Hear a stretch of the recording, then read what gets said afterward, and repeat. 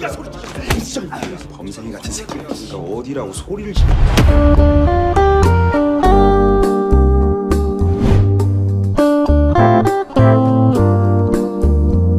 Yo, selamat pagi, siang, sore, malam buat teman-teman storymat di seluruh penjuru dunia.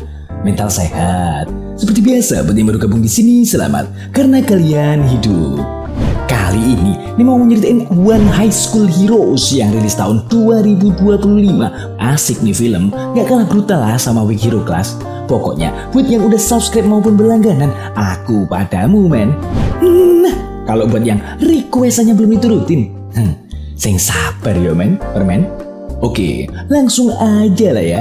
Tarik napas dalam-dalam dan bumper dulu.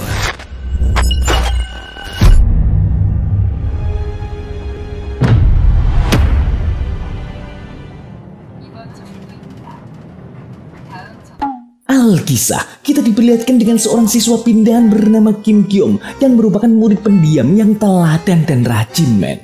Bahkan diketahui juga kalau dia baru aja menjuarai kompetisi sains tingkat nasional. Namun di balik kepintarannya itu, ternyata Kyom juga menanggung beban berat di pundaknya. Hal itu disebabkan karena ayahnya yang selalu menuntut untuk menjadi seseorang yang hebat. Dikarenakan tekanan tersebut, Kyom cuma bisa ngabisin waktunya untuk belajar dan bahkan dia juga les rutin saat di luar jam sekolah men. Tapi ayah Kyom sendiri gak menyadari hal tersebut, bahwa apa yang beliau lakukan ke Kyom selama ini membuatnya sangat stres dan hampir depresi. Oleh sebab itu, dia sering ngabisin waktu di kamar sendirian dan akhirnya jadi introvert akut dan suka ngehindarin orang-orang di sekitarnya.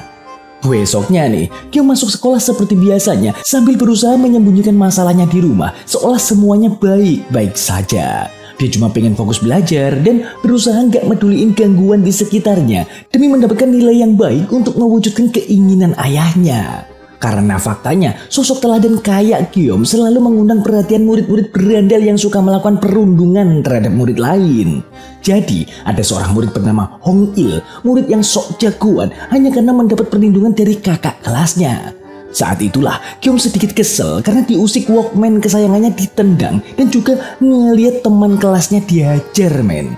Dia refleks menggertak Hong Il agar berhenti, tapi apesnya dia malah dibikin bonyok sama Hong Il yang gak terima karena Kyom berani ngantiin dia.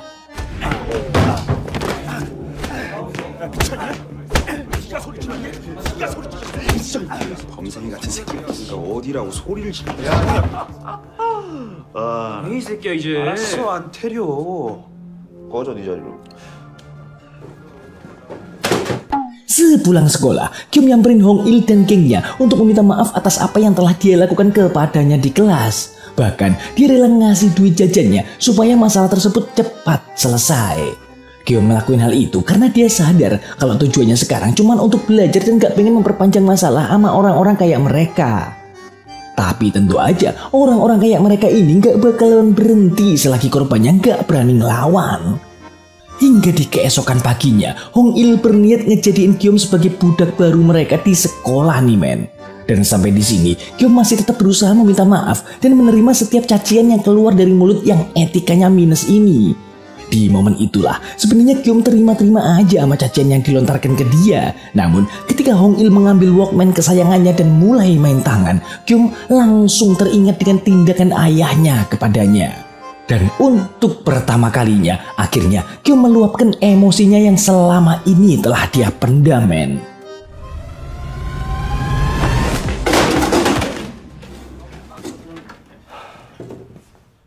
Entah siapa Kyom ini dan kenapa dia bisa dikeluarkan dari sekolah sebelumnya. Namun yang perlu digarisbawahi, sedari awal Kyom gak pernah sedikit pun menunjukkan ekspresi takut meskipun saat dia dihajar sama Hong Il. Di sinilah kita baru diberitahu betapa mengerikannya ketika seorang siswa pendiam dan lugu saat meluapkan amarahnya. Hal itu dikarenakan Hong Il yang berani menginjak Walkman Kyom. Padahal benda itu adalah satu-satunya kenangan dari almarhum kakaknya yang masih tersisa sampai sekarang. Dan tentu aja sangat berarti baginya. Meski nggak jago-jago amat dalam dunia pergelutan ya kan, tapi akhirnya berhasil memberi pelajaran untuk ke Hong Il.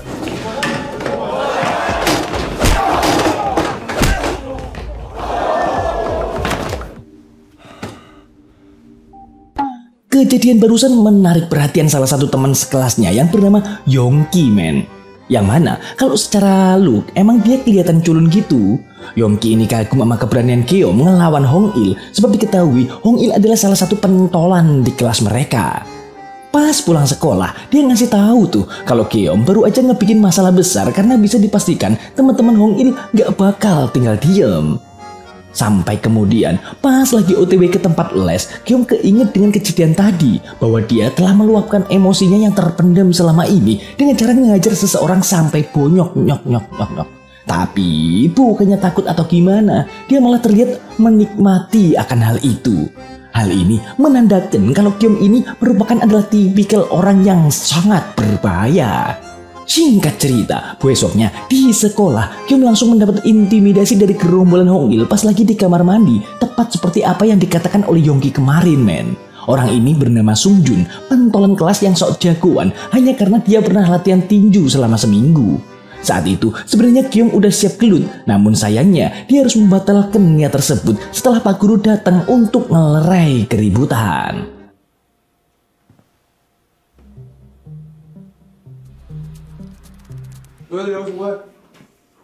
Begitu jam pelajaran kelar, Sung Jun pun dengan sengaja mencuri Walkman Keom dan memintanya untuk menemui di gang dekat sekolah.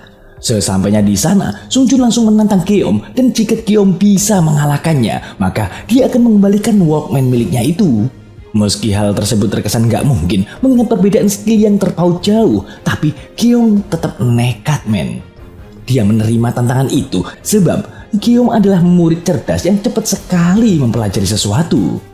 Di tengah adu mekanik itu, gak ada satupun gerakan Sung Jun yang gak dipelajari olehnya. Dan bahkan, dia bisa terlihat enjoy ngebayangin simulasi gerakan untuk mengecoh lawannya. Sampai akhirnya, untuk pertama kali, dia berhasil melancarkan pukulan ke arah Sung Jun yang bikin semua orang termangu tak percaya.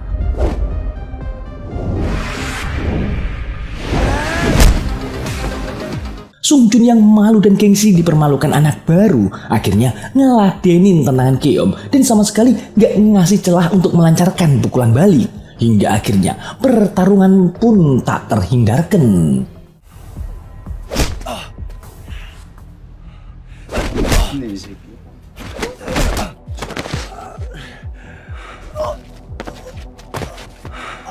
Seperti yang direncanakan, Sung Jun pun mengalami keseleo di kakinya yang ngebikin dia kesulitan berdiri dengan sempurna. Hal itu langsung dimanfaatkan oleh Keom untuk balik mengajarnya tanpa ngasih ampun, men. Gak cukup sampai di situ aja, Keom yang udah terbutakan oleh amarah pun meluapkan semua energi negatif yang selama ini menumpuk di dalam dirinya. Sampai akhirnya Sung Jun yang dianggap kuat pun tersungkur di hadapannya.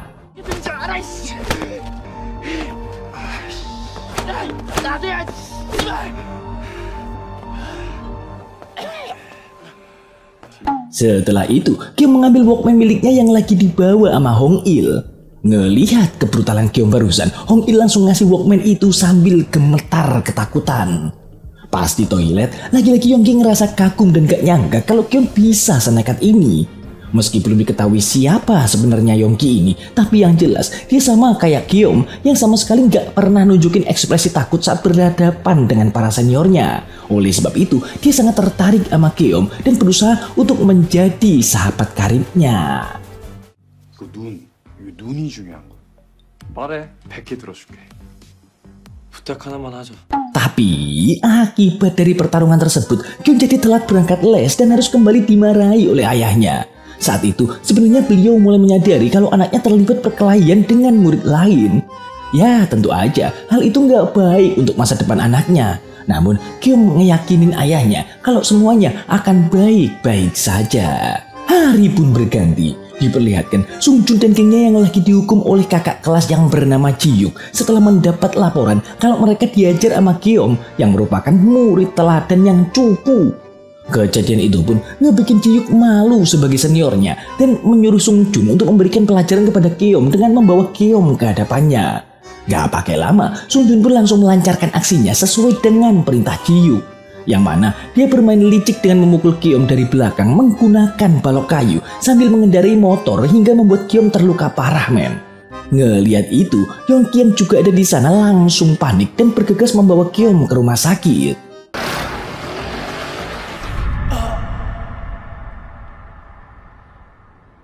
김새끼 미친 새끼야! 여기 봐, 너 괜찮아? 야, 정신 차려봐. 야,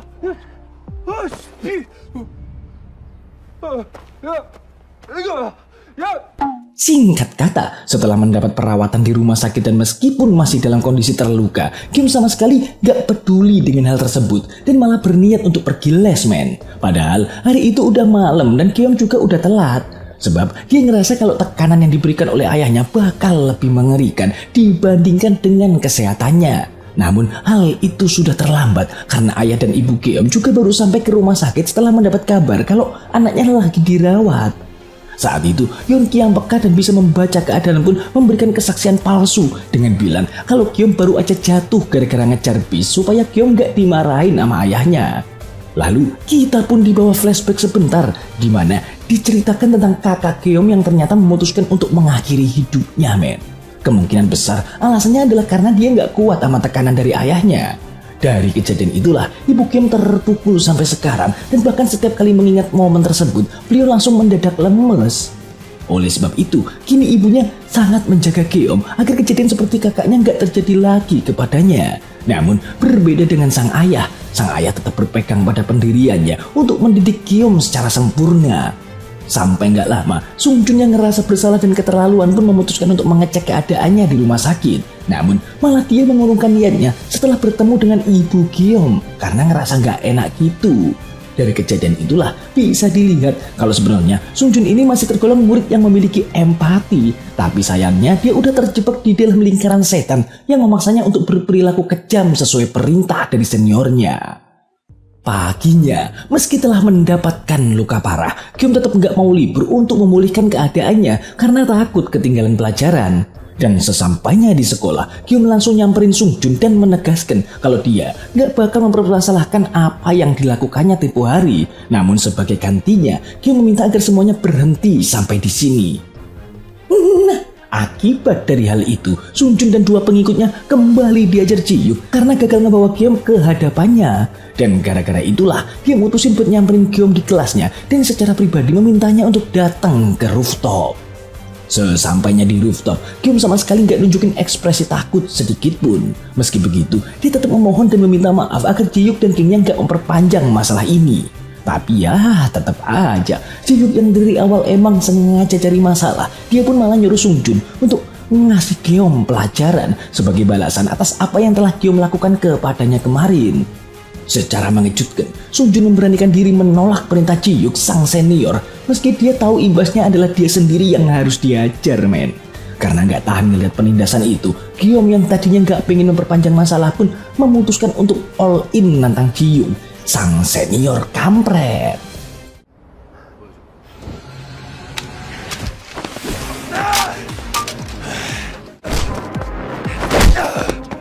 Kiom berhasil ngajar Ji-Hyuk dengan mudah saat mereka berdua sama-sama bertarung dengan tangan kosong. Namun keadaan langsung berbalik ketika Ji-Hyuk mulai mendapatkan kembali pedang rotan miliknya. Dan kini Kiom lah yang harus dipukuli tanpa bisa ngelawan hingga membuatnya hampir pingsan, men. Dan saat Ji-Hyuk mengira kalau dia udah berhasil memenangkan pertarungan, tiba-tiba aja Sung Jun nyelamatin Kiom sebagai bentuk balas budi dan untuk menebus perbuatannya kepada Kiom tempo hari. Berkat momen tersebut, Kiom berhasil bangkit dan kembali melakukan perlawanan. Kali ini, dia menyadari kalau Ji-Hyuk cuma jago gelut ketika menggunakan pedang rotan doang. Oleh sebab itu, Kiom berusaha ngerebut rotan tersebut dan menyelesaikan pertarungan dengan meniru combo serangan tinju milik Sung Jun.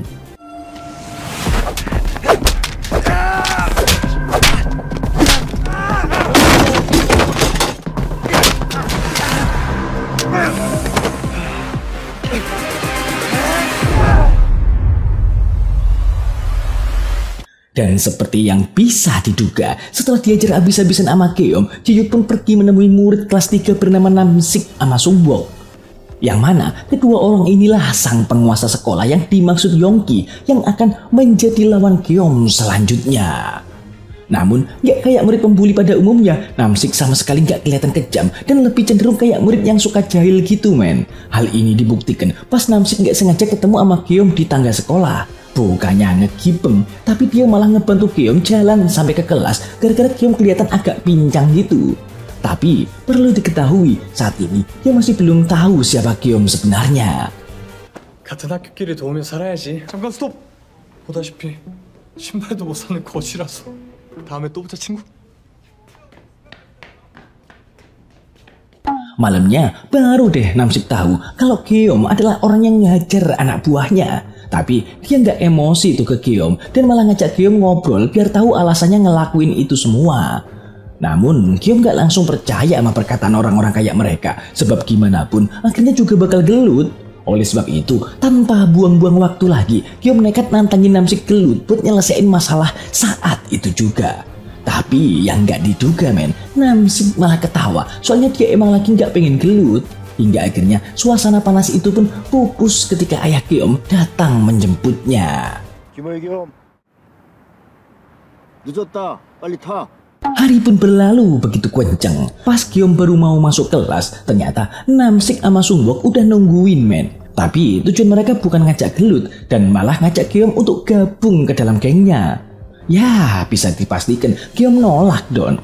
Dan hal itu ngebikin Namsik jadi agak kesel terus berusaha untuk memprovokasinya. Meski udah dipermalukan di depan banyak orang, Gyeom masih bisa menahan diri. Dan saat itu juga dia bisa mengingat perkataan Yongki yang memintanya untuk tidak gegabah, mengingat kondisinya saat ini masih belum prima untuk menghadapi kedua berandalan yang menguasai sekolah itu.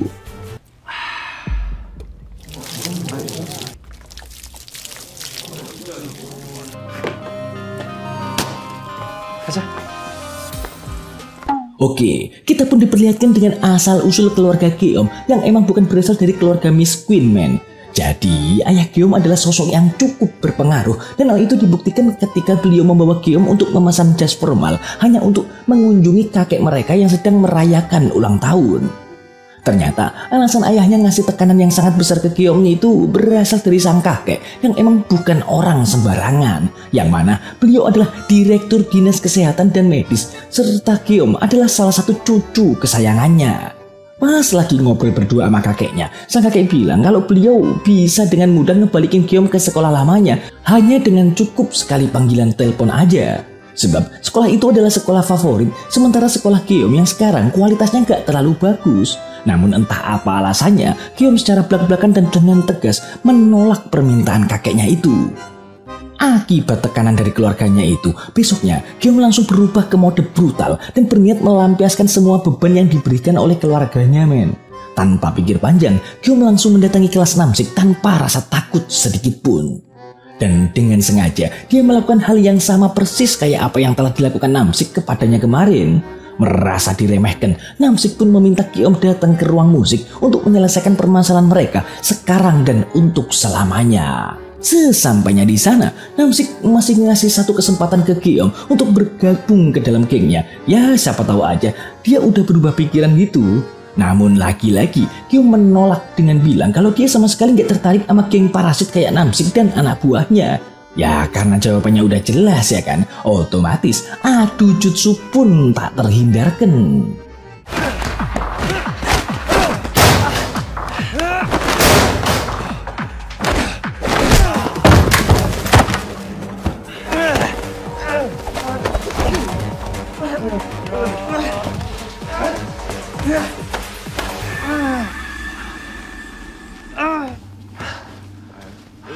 Pada momen ini, akhirnya diketahui kalau Namsik sangat menguasai teknik bela diri Jujitsu yang mengandalkan kuncian men. Hal itulah yang membuatnya menjadi salah satu orang yang ditakuti di seluruh sekolahan. Setelah berhasil menumbangkan Gyeom, kini Yongki lah yang menjadi target buy-one Namsik selanjutnya.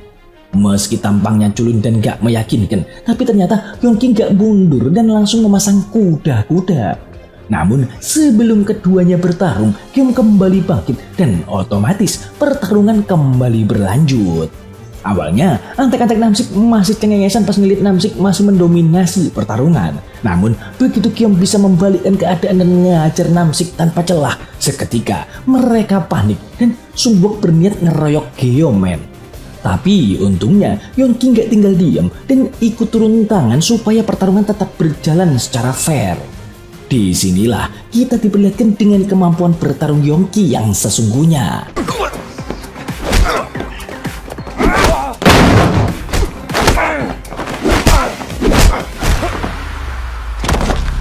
Ngelihat orang nomor 2 di gengnya tumbang, Namsik cuma ketawa karena nggak nyangka anak kelas 3 bisa kalah sama anak kelas 1.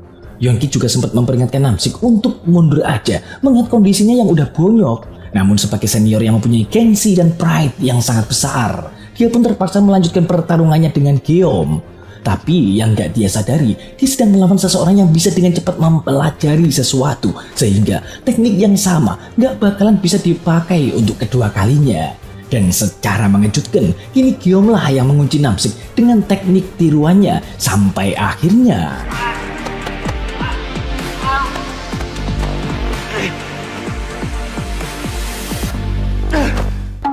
setelah mengalahkan orang terkuat di sekolah, kini Geom dan Yonki resmi menjadi nomor 1 di sekolah. Hal itu ngebikin Geom jadi sedikit berubah dan mulai terobsesi dengan dunia perkedebukan, men. Akibatnya, dia jadi kurang fokus dalam akademiknya, sampai-sampai dia berani menentang guru lesnya dan memilih untuk meninggalkan kelas meskipun dia sadar hal itu bisa membuat ayahnya marah. Di sisi lain, Yonki juga menyadari perubahan Geom dan langsung menghubunginya untuk mengajaknya nongki sambil ngobrol-ngobrol santuy gitulah ya. Awalnya sih, Geom mengira kalau Yonki mau ngasih update tentang Namsik yang masih nggak terima dengan kekalahannya. Namun, secara mengejutkan, Yonki malah ngasih tahu kalau mereka semua malah udah tobat dan berhenti ngebully murid-murid cupu di sekolah. Yonki juga ngejelasin kalau sebenarnya perjalanan mereka baru aja dimulai, sebab dia punya ide untuk ngehabisin semua pembuli yang ada di sekolah-sekolah lain. Contohnya, kayak teman Geom di sekolah lamanya yang bernama Kim Nam. Menurut Yonki, Kim Nam udah beberapa kali mengintimidasi murid-murid cupu, bahkan sampai membuat beberapa korbannya cacat, men. Gak cuman itu, dia juga selalu lolos dari hukuman sekolah karena orang tuanya adalah orang terpandang di kampus kedokteran. Oleh sebab itu, Yonki ngajak Geom untuk sok-sokan jadi pahlawan di kalangan sekolah dengan cara ngegibeng para penindas dan menolong yang lemah. Soalnya Yonki tahu kalau sebenarnya Geom diam-diam menikmati hal itu. Tapi saat itu Geom gak tertarik sama ide Yonki, soalnya dia masih takut sama ayahnya. Dan sebelum pergi, ada seorang murid kelas 2 yang datang menemui mereka untuk berterima kasih karena dia udah gak ditindas lagi sama gerombolan Namsik sejak mereka dikalahkan. 나 같은 학교야. 그래서 꼭 고맙다고 말하고 싶었어. 내가 먹을게. 고마워. Malam harinya, pas Geom OTW pulang bareng ayahnya, dia dikasih tahu kalau kakeknya udah minta para petinggi sekolah untuk mengembalikan Geom ke sekolah lamanya. Dan untuk melancarkan rencananya itu, mereka diminta untuk terlebih dahulu datang ke sebuah acara gathering guru-guru dan dosen kedokteran teman sejawat kakeknya untuk memperkenalkan diri dengan maksud supaya nanti Geom bisa dititipkan dan mempermudahnya untuk masuk ke kampus kedokteran ternama seperti yang diinginkan kakeknya. Hingga akhirnya Geom sama ayahnya pergi menghadiri acara pertemuan itu dan langsung menuju ke meja salah satu profesor yang lumayan punya power lah ya. Namun siapa sangka ternyata salah satu di antara mereka adalah ayah Kim Nam, men. Dan Kim Nam sendiri juga ada di meja itu. Menyadari hal tersebut, tanpa rasa sungkan dan secara belak-belakan, Geom langsung menanyakan tentang korban bullying Kim Nam yang sampai sekarang masih belum sembuh. Sebab ironisnya, ternyata Kim Nam telah memenangkan lomba membuat aplikasi yang akan mempermudah dan membantu kaum disabilitas. Padahal dia sendiri adalah pelaku yang menyebabkan orang menjadi cacat atau disabilitas itu.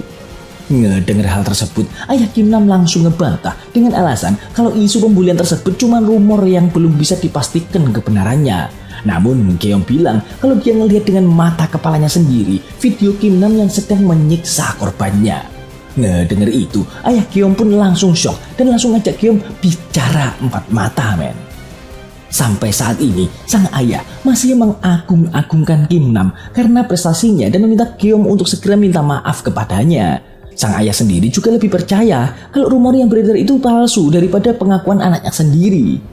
Setelah terus memenuhi keinginan ayahnya dengan terpaksa, kini untuk pertama kalinya Geom menolak permintaan ayahnya untuk meminta maaf yang membuat ayahnya itu kehilangan kesabaran, men.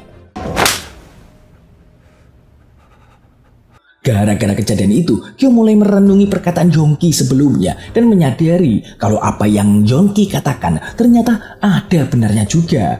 Atas dasar itulah, dia pun kemudian pergi menemui Yongki di rumahnya dan akhirnya bersedia untuk menjalankan ide gila mereka.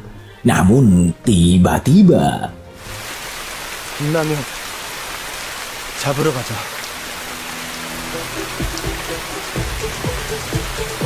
Oke, setelah Giom dan Yongki resmi bersatu untuk membasmi pembuli di semua sekolah SMA, hingga akhirnya sampailah mereka di sebuah gudang tempat Kim Nam dan gengnya melakukan tindakan intimidasi dengan menyiksa seorang murid culun, men.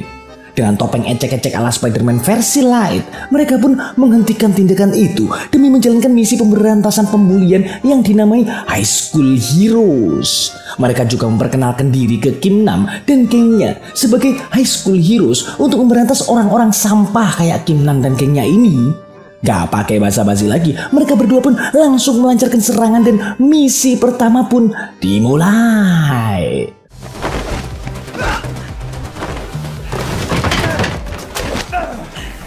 Saat itu, Yongki bisa dengan mudah menghabisi anak buah Kim Nam, sedangkan Giom terlihat kewalahan saat menghadapi Kim Nam. Diketahui, Kim Nam emang bukan pembuli biasa, men. Selain pintar dalam hal akademik, dia juga jago gelut. Ngelihat Giom yang hampir aja kalah, Yongki pun turun tangan dan bertukar lawan. Giom ngelawan anak buah Kim Nam, sementara Yongki menghadapi sang raja terakhir, yaitu Kim Nam. Namun sayang seribu sayang, hasilnya tetap sama aja, men. Karena Kim Nam ini emang jago. Oleh sebab itulah, Yongki kembali menyerahkan kepada Giom dan bertukar lawan lagi. Kali ini, Giom melakukan keahliannya untuk mempelajari gerakan dan teknik yang dipakai Kim Nam seperti sebelumnya. Hingga akhirnya, Giom pun berhasil ngebikin Kim Nam keok berkat teknik andalannya itu.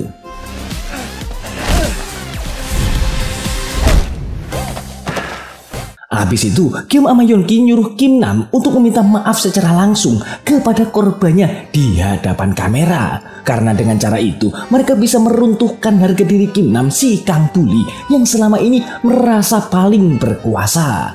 Yongki memahami bahwa luka dari perundungan yang didapatkan korban menyebabkan trauma dan rasa sakit yang akan terus membekas dalam hidupnya.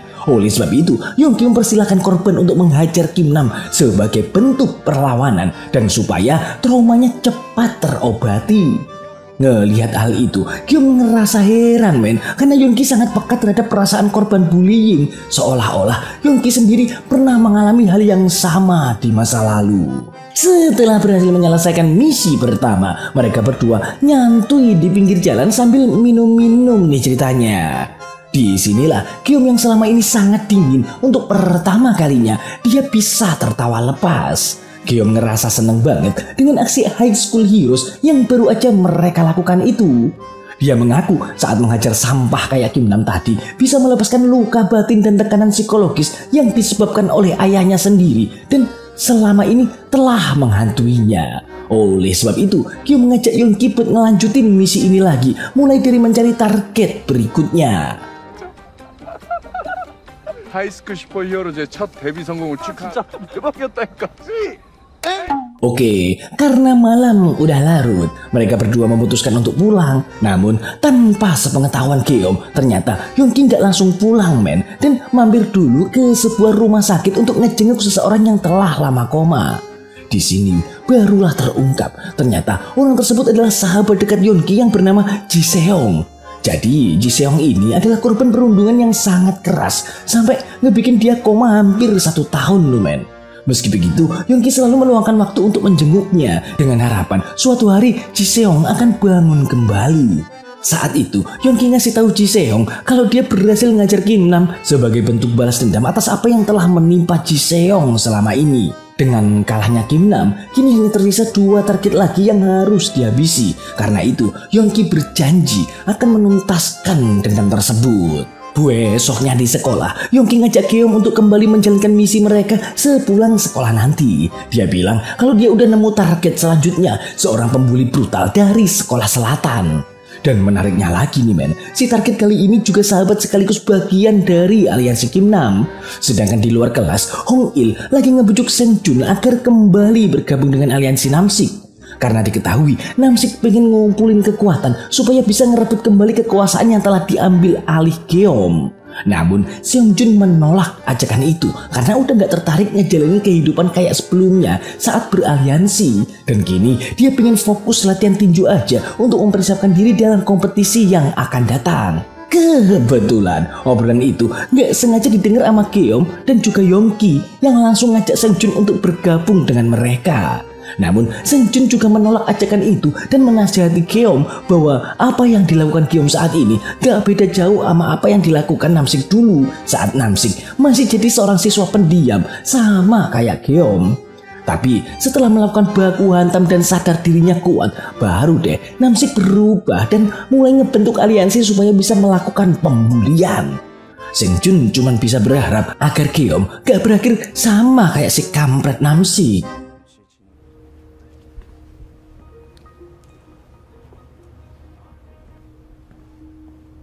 Sedangkan di ruang guru ada seorang murid pindahan kelas 3 nih men. Wajahnya sangat dingin dan penampilannya sangat tertutup. Bahkan dia dengan sengaja menyembunyikan wajahnya di balik topi. Murid ini bernama Gulje dan kehadirannya itu langsung menarik perhatian murid kelas 3 karena keberaniannya yang malah duduk di bangkunya Namsik. Gak lama Namsik datang dong dan langsung negur Gulje untuk pindah meja. Gulje yang gak pingin bikin masalah pun mengalah dan meminta maaf karena dia gak tahu kalau itu bangku Namsik. Tapi Namsik masih belum puas dengan hal itu dan malah dia men.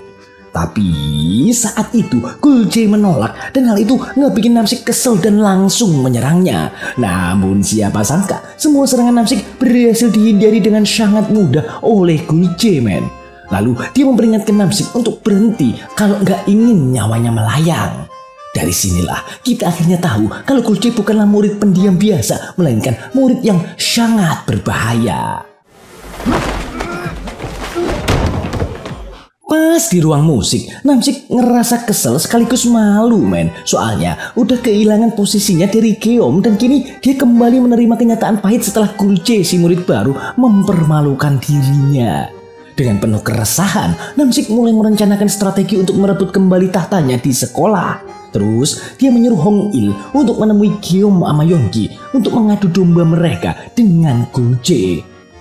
Pas udah ketemu, Hong Il ngasih tahu kalau kelas 3 kedatangan murid baru yang sangat kuat dan bahkan telah mengalahkan Namsik. Menurutnya murid baru ini berniat menguasai seluruh sekolah dan cepat atau lambat dia pasti bakal ngajar Geom juga.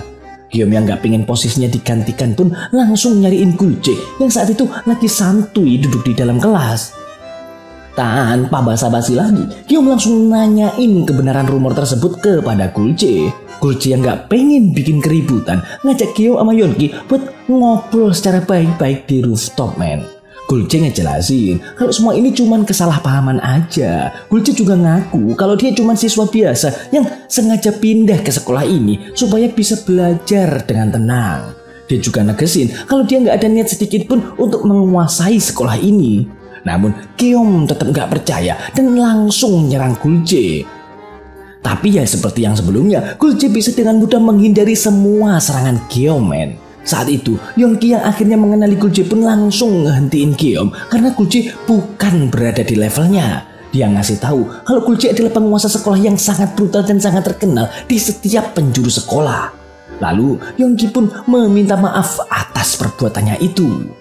Mengetahui rencana adu dombanya gagal, Namsik pun merasa sangat kecewa men. Dia jadi makin kesel setelah antek-anteknya ngasih tahu kalau kekalahannya dari Geom telah menyebar luas ke seluruh penjuru sekolah bahkan sampai sekolah lain juga.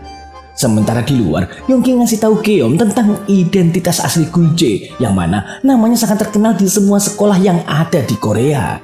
Jadi Gulje adalah alumni SMA Samcheong yang merupakan bukan sekolah biasa. Para murid yang pernah melakukan tindak kriminal tinggi pasti akan dikirimkan ke sekolah itu dan orang-orang menyebutnya dengan penjara sekolah men.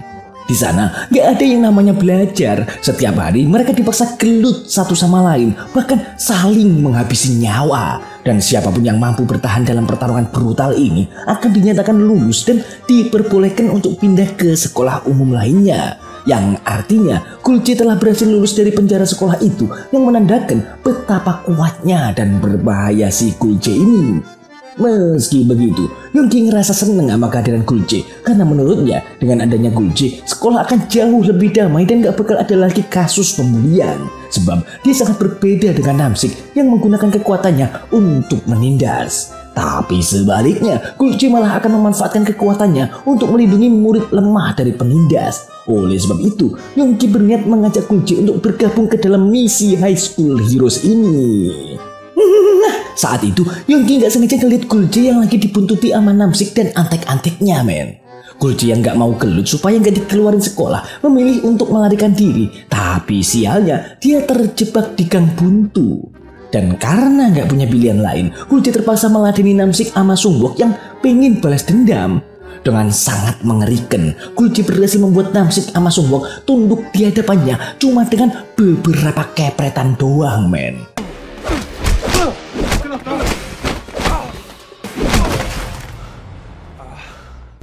Ternyata perkelahian barusan telah direkam oleh Yongki yang berniat memanfaatkan video tersebut sebagai kartu as agar Gulce mau membantunya suatu hari nanti.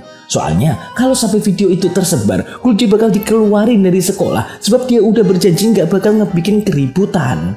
Dan karena nggak ada pilihan lain ya kan, akhirnya Gulce pun menyetujui penawaran itu dengan syarat video itu nggak boleh sampai bocor. 오케이. 위험해 보이더라. 학교에 소문나면 되게 곤란해지시겠죠? 선배님 그럼 저한테 빚 하나 딱 지신 겁니다. 딱 한 번만.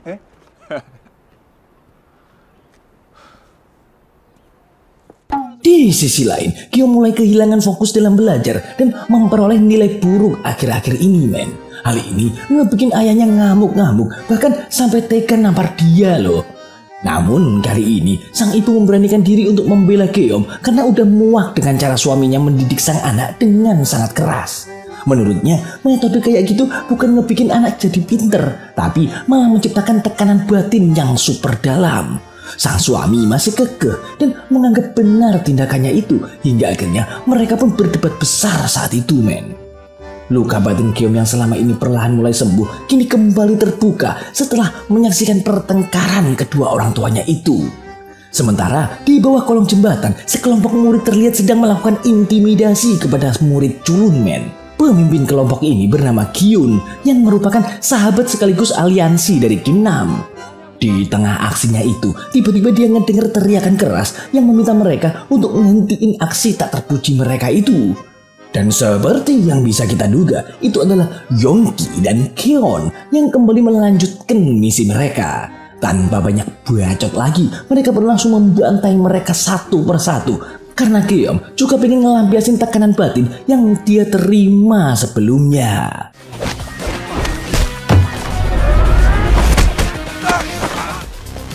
Bahkan Keom dengan kejam hampir menghabisi Kyun dengan tongkat besi, tapi untungnya dia dihentiin dan disadarkan Yongki karena Keom sudah terlelap dan dibutakan oleh amarah, men.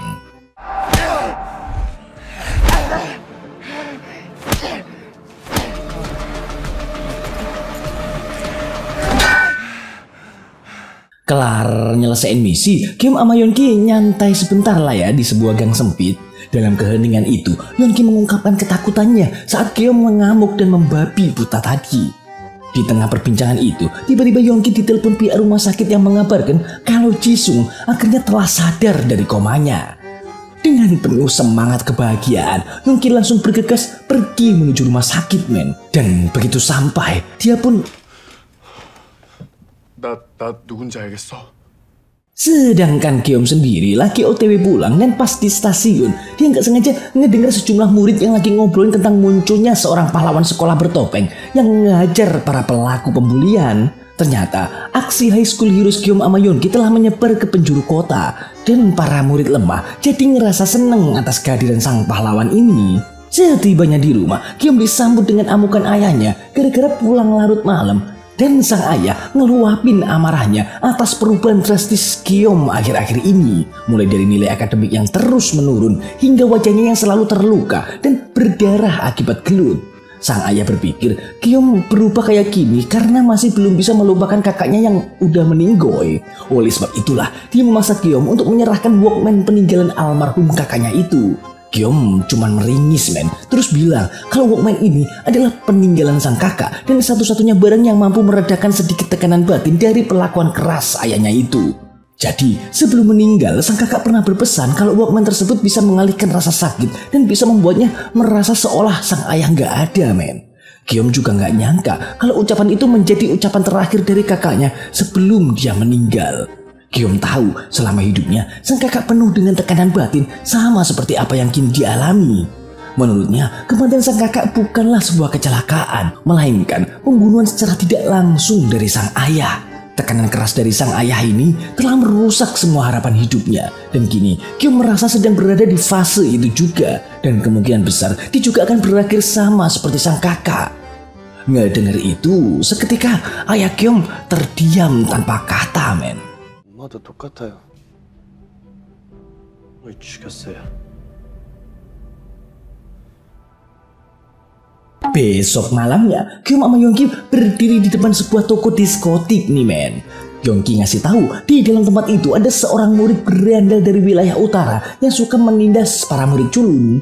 Murid itu bernama Namdo yang masih bagian dari aliansi bersama Kim Nam sama Kyun. Sebelum memasuki tempat itu, Yongki mengingatkan Kyom agar nggak kehilangan kendali kayak kemarin. Dan setelah itu, mereka langsung masuk ke dalam untuk memulai aksi High School Heroes mereka. Namun setibanya di dalam, mereka terkejut karena ternyata pasukan Namdo sangat banyak dan udah siap menghadapi mereka. Seolah udah tahu hal ini bakalan terjadi. Meski udah dikepung, Kyom sama Yongki nggak mundur men. Hingga akhirnya terjadilah aksi adu jotos berjamaah.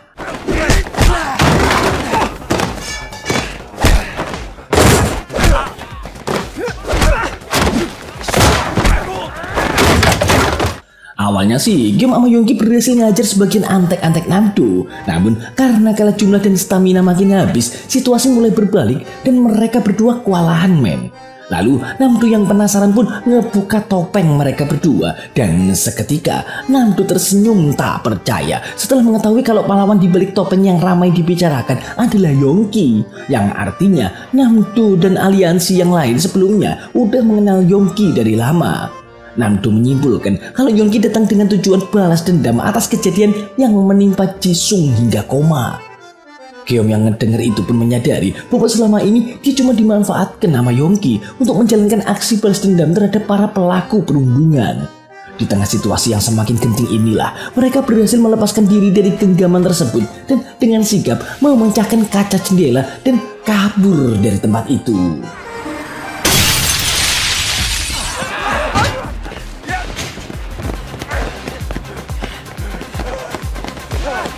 Di tengah pelarian itu, tiba-tiba seorang pengendara motor nyamperin mereka dan nyuruh agar segera naik. Dan ternyata dia adalah Seng Jun. Dan berkat bantuannya itu, Kyom sama Yongki berhasil lolos dari kejaran Namdo men.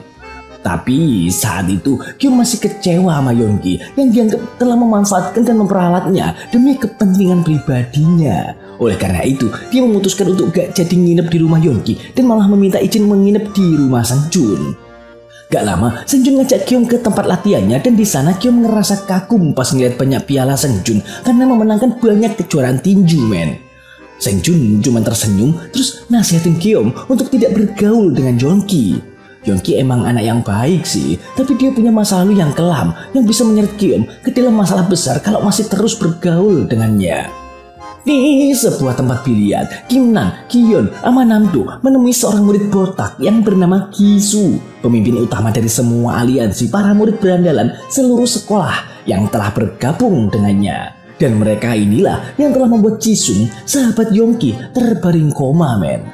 Kisu ngerasa gak percaya saat mengetahui anak buahnya telah dikalahkan oleh Yongki. Padahal sebelumnya dia berpikir Yongki telah benar-benar menghilang dari kota dan gak bakal menampakkan wajahnya lagi. Namun kenyataannya Yongki diam-diam mencari kekuatan baru supaya bisa balas dendam kepadanya.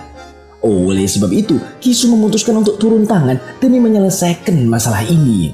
Menurut informasi yang diperoleh dari Kim Nam, saat ini Yongki telah bersekolah di SMA Yeonseong. Di sekolah tersebut Yongki telah berteman dengan seorang murid berbahaya bernama Geom. Orangnya sangat pendiam, tapi dia sangat brutal saat sedang mengamuk. Hingga di keesokan harinya, seperti biasa, Kyom ngeliatin pesawat sebelum masuk kelas, men. Namun kali ini sedikit berbeda, karena yang ada di sisinya adalah Seung-jun, bukan Yeonki lagi. Hal itu ngebikin Yeonki sedikit cemburu ngeliat kedekatan Kyom sama Seung-jun, men. Sampai pas jam istirahat, Ki-soo datang ke SMA Yonseom untuk mencari Yeonki, men. Gak pakai basa-basi, dia malah langsung pergi ke ruang musik karena mengira Yeonki ada di sana. Tapi Ki-soo malah ketemu sama Namsik yang langsung memperingatkan kalau itu adalah markasnya. Gak terima dengan kehadiran Ki-soo yang menyusup ke wilayahnya, Namsik pun langsung melancarkan serangan. Tapi serangan itu malah menjadi bumerang dan Namsik berakhir tragis, men.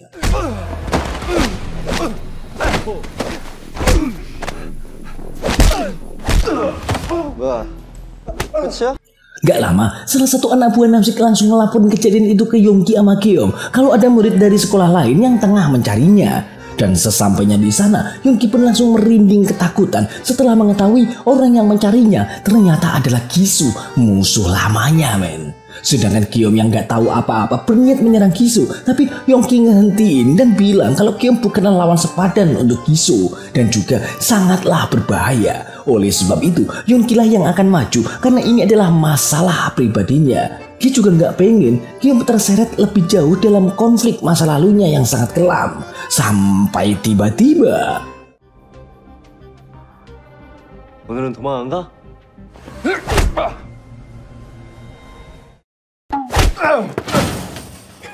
쟤냐 이 새끼야? 우리 밑으로 들어와서 동생 하면 용서해주고 Oke, kita bakal dibawa mundur sebentar sekitar setahun yang lalu nih, men. Saat itu, Yeonki cuma seorang murid culun yang gak bisa gelut sama sekali. Dulu, dia sekolah di tempat yang sama dengan Ki-soo, Kim Nam, Kyun, sama Namdo yang saat itu jadi penguasa sekolahnya. Gak ada yang berani ngelawan mereka berempat karena mereka terkenal sangat kejam. Tapi secara mengejutkan, sahabat Yeonki yaitu si Jisung dengan berani ngelawan penindasan yang dilakukan oleh geng Ki-soo. Jisung selalu dipaksa untuk jadi budak mereka, tapi dia selalu nolak. Hingga akibatnya, Jisung sama Yeonki harus diajar habis-habisan oleh geng Ki-soo, men.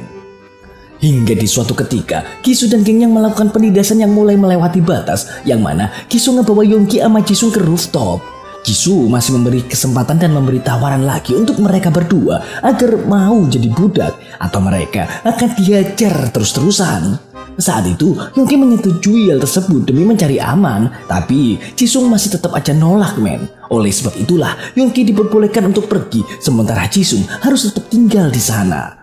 Pas udah di bawah, dengan perasaan terkejut dan panik, dengan mata kepalanya sendiri dan di hadapannya, Yeonki ngeliat Ki-soo dan antek-anteknya ngejatuhin Jisung dari rooftop, men. Dan gara-gara itulah, Jisung mengalami koma dalam waktu yang cukup lama.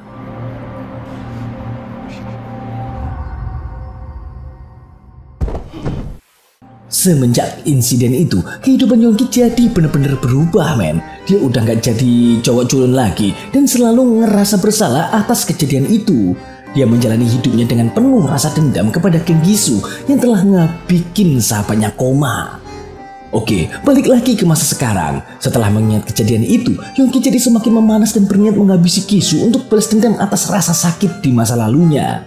Namun, Ki-soo yang emang lebih kuat bisa dengan mudah menghabisi Yeonki dan menggagalkan balas dendamnya, men. Bahkan saking psikopatnya, dia terus ngajar Yeonki meski udah tergeletak tak berdaya. Ngelihat hal itu, tentu aja Kyom langsung ngehentiin Ki-soo dan menantangnya untuk duel. Awalnya sih Kyom bisa menekan Ki-soo dengan teknik-teknik yang dia pelajari. Akan tetapi Ki-soo yang emang dasarnya berandalan yang kuat malah berhasil menumbangkan Kyom dalam hitungan menit aja, men.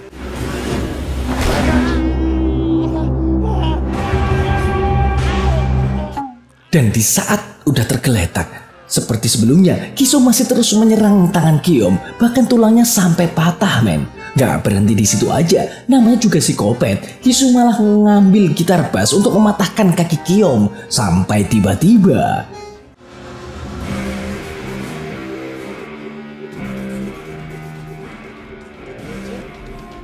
그만하라고.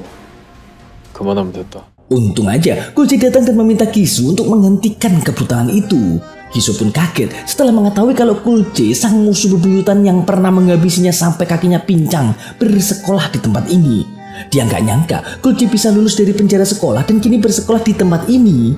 Gisu yang nggak mau berurusan sama Gojek pun memutuskan untuk pergi dari sana. Tapi sebelum pergi, dia ngambil Walkman-nya Geom dan menyuruh Geom untuk mengambilnya seorang diri.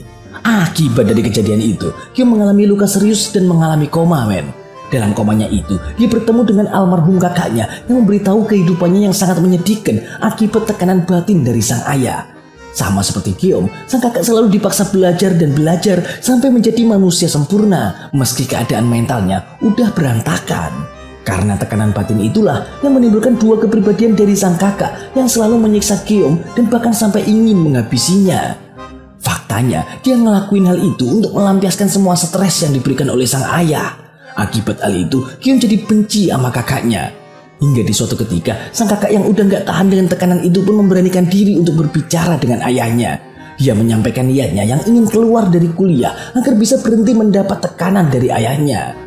Tentu aja, sang ayah yang ngedenger itu pun jadi marah besar dan sampai ngebanting Walkman-nya hingga rusak, men. Karena mendapat tekanan yang makin besar, sang kakak pun meminta maaf ke Geom atas semua kesalahannya yang selalu menyiksanya. Lalu dia pun memberikan Walkman-nya yang rusak itu ke Geom dan berpesan agar Geom memakainya suatu hari nanti jika Geom mendapatkan tekanan dari sang ayah.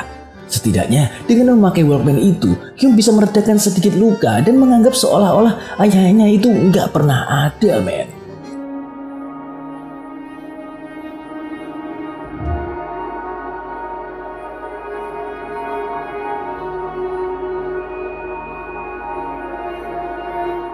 Setelah menyampaikan pesan itu, sang kakak memilih untuk mengakhiri hidup dengan melompat dari jendela gedung. Namun ironisnya, sang ayah masih belum memahami dari semua kejadian ini dan malah menganggap kalau sang kakak Geom adalah pria lemah karena nggak bisa menghadapi kerasnya dunia. Dan kini, sang ayah juga telah memperlakukan Geom sama seperti kakaknya. Disitulah Geom akhirnya memahami semua yang kakaknya rasakan saat itu, yang mana sang ayah adalah pembunuh masa depan anaknya sendiri. Geom pun akhirnya bangun dari komanya dan melihat ibu dan ayahnya, serta juga Yonki yang sangat mengkhawatirkannya. Melihat keadaan Geom yang sangat parah, sang ayah pun bertanya siapa orang yang telah melakukan semua ini ke Geom. Kali ini dengan tegas, Geom ngejawab kalau pelakunya adalah Kim Nam, anak dari rekan bisnis ayahnya sendiri, men. Malamnya, Yonki menangis karena ngerasa bersalah atas apa yang menimpa Geom, men. Dia menyesal karena telah menyeret Geom lebih jauh ke dalam masalah pribadinya hingga mengalami hal seperti ini. Ngedengar itu, Geom menenangkannya dengan bilang kalau semua ini bukanlah salah Yonki. Geom gak peduli dengan masa lalu Yonki dan juga masalahnya dengan Gisu. Meski gak ada Yonki, dia bakal tetap gelut sama Gisu karena dengan cara itulah dia bisa menghilangkan sejenak luka batin dari ayahnya. Dia juga bilang setelah sembuh nanti dia akan langsung menemui Gisu untuk mengambil Walkman-nya kembali. Ngedenger itu, tentu aja Yonki ngelarang dan meminta Geom untuk berhenti berurusan sama Gisu yang sangat psikopat itu. Nah, karena Geom masih dirawat dan belum masuk sekolah, Yonki jadi ngerasa kesepian dan juga selalu dihantui oleh rasa bersalah, men. Dalam lamunannya itu, dia nggak sengaja ngelihat ayah Geom yang baru aja keluar dari ruang guru. Ternyata ayah Geom sedang mengurus surat kepindahan Geom yang akan disekolahkan ke Amerika. Mengetahui hal itu, Yonki pun jadi sedih karena sebentar lagi dia akan kehilangan sahabat dekatnya. Lalu Sung Jing menyapa Yonki untuk menanyakan kabar Geom dan langsung menyalahkan Yonki atas insiden tragis ini. Sung Jae bilang seandainya Yonki gak ngelibatin Geom dalam aksi balas dendamnya, mungkin kejadian tragis kayak gini gak bakal terjadi. Perkataan itu pun semakin membuat Yonki tenggelam dalam rasa bersalahnya, men. Sepulang sekolah, Yonki menyempatkan diri pergi ke rumah sakit untuk ngejenguk Jisung, sahabat lamanya yang udah siuman. Dia ngerasa sedikit seneng karena ngelihat keadaan Jisung yang udah mulai membaik, men. Saat itu, Yonki juga membahas tentang masa lalu mereka, yang mana Yonki ngerasa bersalah banget karena telah meninggalkan Jisung saat itu. Selama ini, hidup Yonki gak tenang semenjak tragedi itu. Seandainya dia gak culun, Jisung gak bakal berakhir kayak gini. Ngedenger hal tersebut, anehnya Jisung malah ketawa, men. Jisung meminta Yonki untuk berhenti menyalahkan dirinya sendiri karena semua ini bukanlah kesalahannya. Sementara di waktu yang sama, Geom gak sengaja ngelihat ada arwah kakaknya yang lagi berjalan di lorong rumah sakit, men. Dia pun mengikuti arwah kakaknya itu yang terus berjalan ke arah rooftop rumah sakit. Untungnya sang ibu ngelihat hal tersebut dan langsung mengejarnya. Sang ibu langsung ngerasa panik saat ngelihat Giom udah berada di rooftop dan bersiap untuk meloncat. Sang ibu meminta Giom untuk segera turun, tapi Giom malah tersenyum karena ingin pergi bersama sang kakak supaya bisa terhindar dari tekanan ayahnya. Namun entah apa yang terjadi, akhirnya Giom mengurungkan niat tersebut setelah melihat ibunya hampir terkena serangan jantung, men.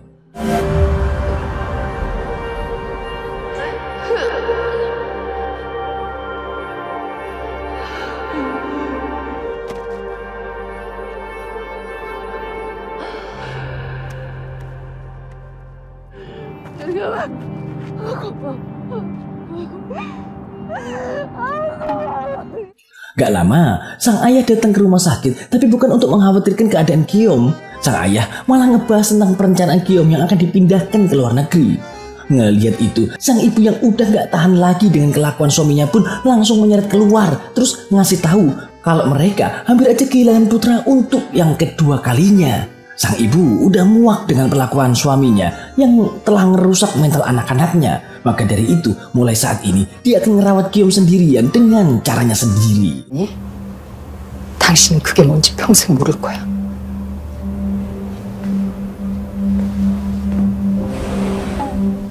Keesokan harinya, Gulce yang lagi OTW sekolah malah dicegat tuh sama sekelompok murid berandalan yang memakai jas abu-abu, men. Bahkan mereka langsung menyerangnya. Tapi di tengah perkelahian itu, Gulce memutuskan untuk melarikan diri. Bukan karena takut sih, tapi dia gak pengen dikeluarin dari sekolah akibat gelut lagi. Tapi pelarian itu terhenti ketika dua orang murid mencegatnya, men. Nampaknya dua orang ini terlihat cukup kuat dalam pergedebukan. Gulce mencoba menahan kebrutalannya supaya gak memberikan luka fatal bagi musuhnya.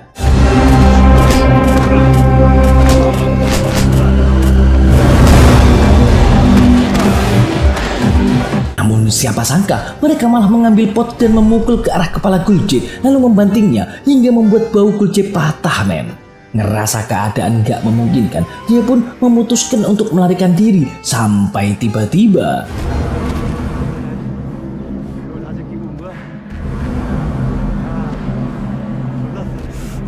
소문이 불안 아니었네. 지금부터 너랑 나랑만 붙는 거야.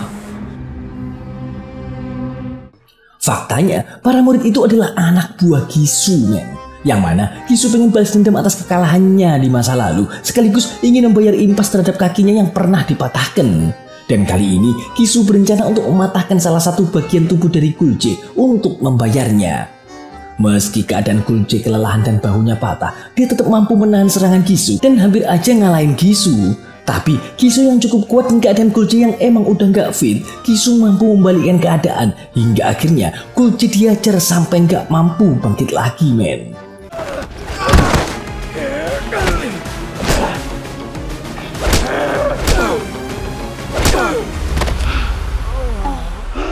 Saat ini Giom udah diperbolehkan pulang dari rumah sakit nih ceritanya.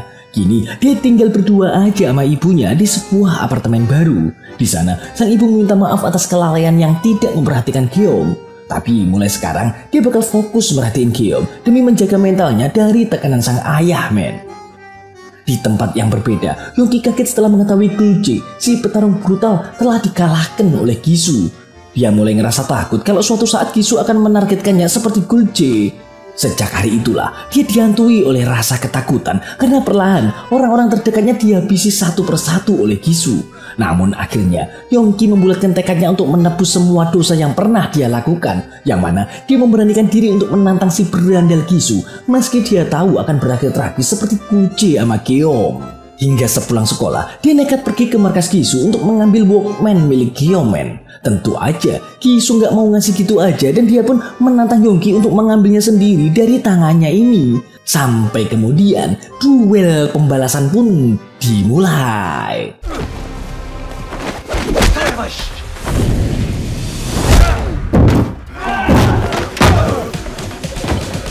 Gisu kaget setelah ngelihat kemampuan Yongki berubah drastis dan kini mampu menyentuhnya. Oleh sebab itu, dia pun gak akan segan ngeluarin semua kemampuannya untuk menghabisi Yongki. Sampai akhirnya, Yongki benar-benar dibuat gak berdaya oleh Gisu. Meski begitu, Gisu tetap mengembalikan Walkman itu sebagai bentuk menghargai dari keberaniannya Yongki dan juga telah memberikan perlawanan yang luar biasa.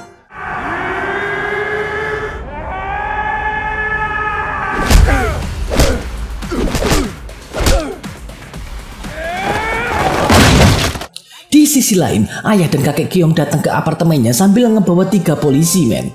Jadi mereka pengen ngerebut paksa hak asuh Kyom dari tangan ibunya. Sebab lusa nanti Kyom bakal diterbangkan ke Amerika untuk bersekolah di sana.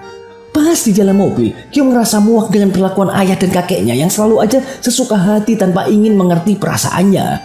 Tiba-tiba dia ditelepon oleh Yongki yang ingin mengajaknya bertemu. Kyom pun langsung keluar dari mobil demi bertemu dengan Yongki. Pas udah ketemu, Kyom ngerasa kaget sekaget-kagetnya begitu ngeliat wajah Yongki yang udah bonyok gak karuan, men. Yongki cuma tersenyum sambil kembaliin Walkman milik Kyom. Bahkan Yongki juga udah memperbaiki Walkman itu supaya bisa menyala lagi. Dia rela ngerebut barang itu dari Gisu meski harus babak belur kayak gini demi ngebales budi dan berterima kasih ke Kyom karena udah ngelibatin Kyom jauh ke dalam masalahnya. Selain itu, Yongki juga ngucapin salam perpisahan karena sebentar lagi mereka akan segera berpisah sebab Kyom akan pergi ke luar negeri. Kyom benar-benar tersentuh, men, dengan perkataan itu dan dia pun berniat akan menyelesaikan masalahnya dulu. Dengan kata lain, dia akan menghabisi Gisu yang telah membuat tangannya patah.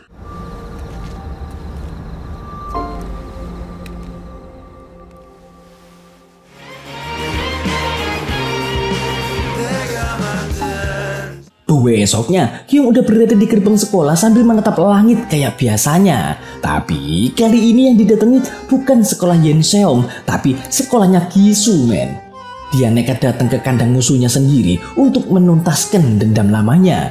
Saat itu, Gisu pun tiba dan kaget ngeliat kegilaan Kyom yang sangat berani datang ke sekolahnya seorang diri.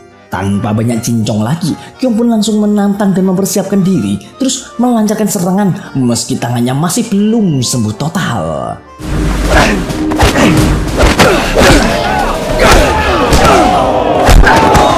Di waktu yang sama, ayah Kyom mendatangi Yongki untuk menanyakan keberadaan Kyom. Dia mengira kalau Yongki telah menyembunyikan Kyom karena kemarin Yongki sama Kyom ketemuan. Nggak dengar itu, entah mengapa Yongki langsung merasa yakin kalau Kyom sedang mendatangi Gisu, men.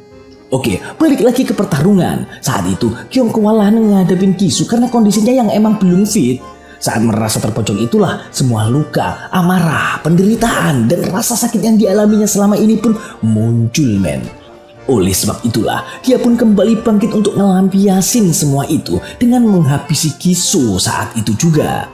Dengan tenaga dan stamina yang tak terbendung, Gisu jadi bener-bener kewalahan dan gak bisa membalikan serangan dari Kyom. Sementara Kyom sendiri terus mengajarnya tanpa henti.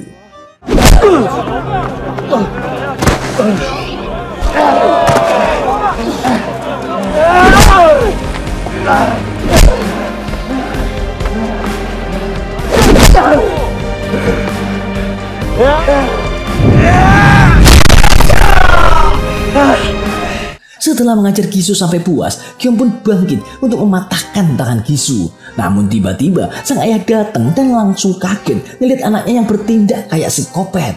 Kyom cuma tersenyum doang lalu ngelanjutin aksinya dengan brutal.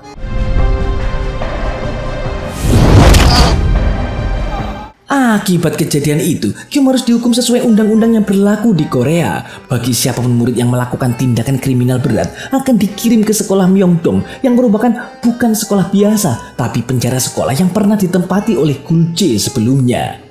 Sebelum berangkat, Kyom pun berpelukan dengan ibunya sebagai perpisahan terakhir, men. Lalu dia pun disuruh masuk ke dalam mobil khusus, terus dibawa ke penjara sekolah.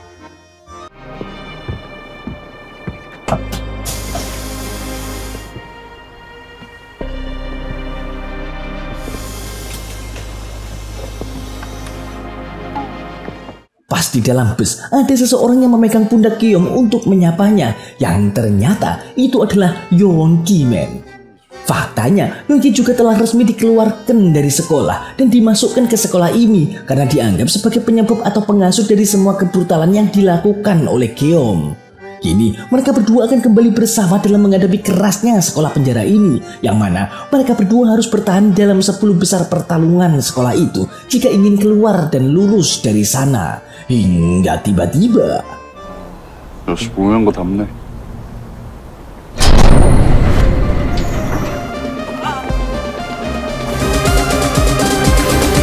tamat.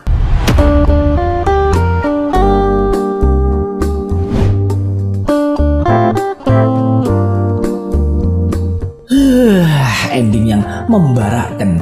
Oke, seperti biasa buat para jomblo, segera temukan jodohmu karena daging yang terbelah rasanya lebih nikmat dari telapak tanganmu.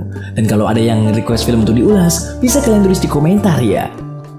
Bye.